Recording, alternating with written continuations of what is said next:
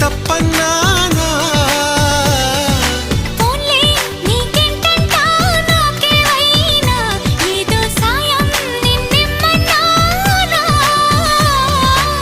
వలపంటే నిప్పు లాంటిది కలకాలం దాచలేనిది సలహా విని ఒప్పుకోవే ఇకనైనా